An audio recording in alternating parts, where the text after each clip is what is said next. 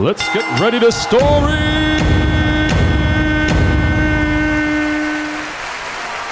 And the next person, I'm going to read the 3 words, and maybe they'll start to get nervous, so I don't say their name first. Where is it? And it kind of goes over here. Okay, 3 words from this next reader's bio. Restaurants. Southside. Niles.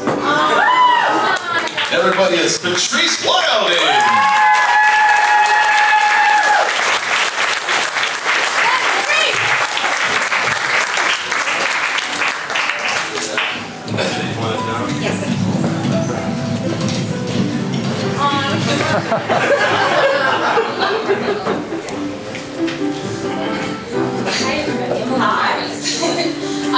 So tonight I want to tell you the story behind my official merchandise, registered and trademarked party rock glasses. Basically, around this time last year, I was going through the fallout of the end of a 5-year relationship, and everybody knows when you're going through the breakup stuff, you start to question yourself, like, am I really cool, like, am I attractive? And not just because the relationship ended, because now you actually have to get back out there in the world and think about dating again. And, so I'm kind of, you know, just doubting myself or whatever, and as most people do, I turned to going out a lot. I was going out a real lot, and around this time, and I feel proud about this, a certain band called LMFAO was really popular on the radio, and I just really identified with their party rock attitude and mantra, their anthem, if you will, and so I just was listening to a lot of LMFAO in my car, and like, you know, fist pumping, just real into it, and I saw that who is like the tall, skinny guy with a big afro in that group, was doing the DJ set at this like nightclub in New York, and even though it was in the middle of winter and it was also the middle of the work week, it just seemed like a sign from the universe that I really needed to just go. And I saw they had like limited passes, so I bought 2, like not even thinking. And I needed somebody to go with me, obviously, and the only person I could think of that might be crazy enough was our lovely host Connor's wife, Andrea Tallarico McWigan. And I called her up, and without giving her a whole lot of information, I just was like, I just need you to do this. And she was like, you know what, I'm right. And so in a matter of like an hour and a half, we transformed ourselves from our day jobs of like library employee and newspaper reporter into, like, as best we could, glamorous New York nightclub ladies, and we're like driving through the elements to get to New York, and our plan was we were going to go to my dear cousin's place in Brooklyn and leave my car there and then take a cab to this place in Manhattan.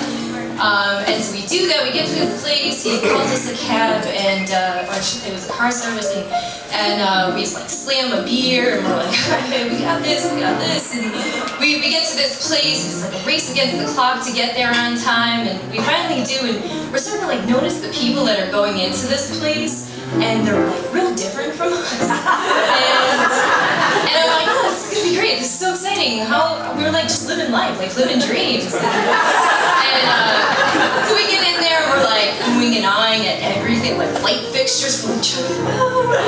And so we get down there and nervously get our drinks that were like real expensive, and we're like sipping on them, and at that point, because we were absolute nerds, we realized we liken ourselves to a couple of hobbits that have like wandered into Rivendell, because everyone, and I mean like the ladies, had like a solid 6 inches on us, and they were like lean and thin, like pastels, and they're like wearing real super fancy high heels and outfits, and Andrea looks at me and she's like, this dress is from Target. I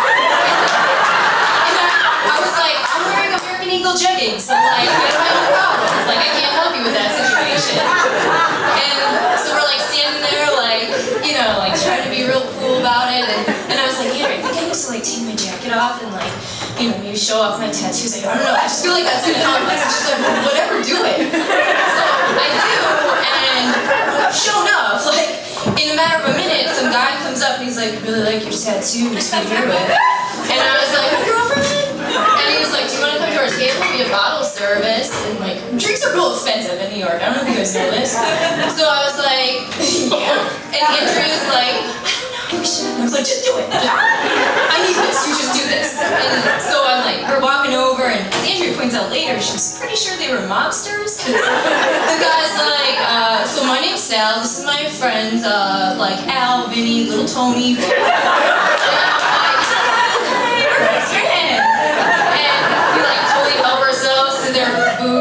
And the guys like just like to get up there and dance, and I was like, let's go, Andrea!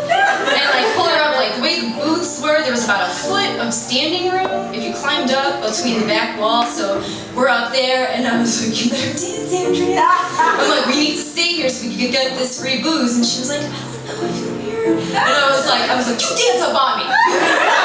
Make this sexy. We gotta stay here. Make it sexy. You dance. And she was like, hey, like. I'm pretty sure it was like a serious form of sexual harassment.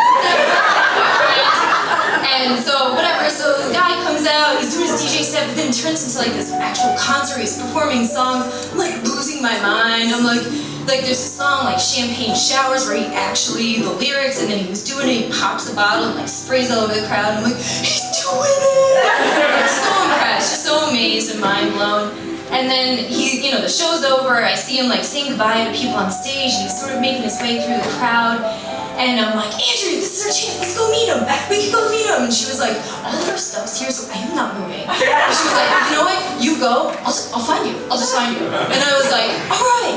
So I'm like, walking like Indiana Jones style, like along this back little foot of, I'm like climbing over bitches, I'm like out of the way.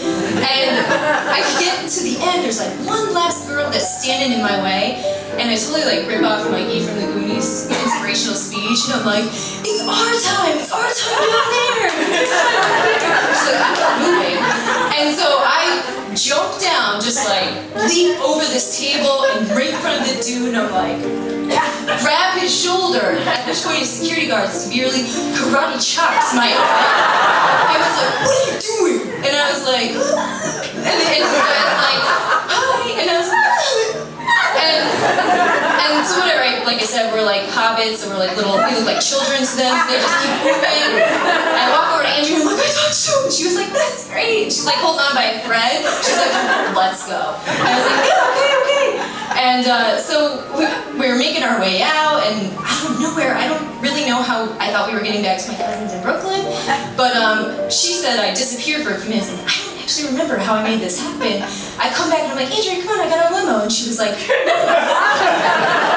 we don't have a limo. And I was like, that's ours, we got it. And she was like, I know. And I was like, let's just go. And we jump in the back, and I wake up the next morning on my cousin's couch with Andrea, like with my like party rock glasses still on my face, and a bag of cigars that I gifted myself as souvenirs. And my sweet cousin gives us coconut water as we're about to get on our way, and he was like, I have never been more proud to be your cousin. You were so cool. And it was like kind of my Stella gets her groove back moment where I was like, you still got it. You still got it. You still got it. You'll be okay. You're gonna get through this just fine. So.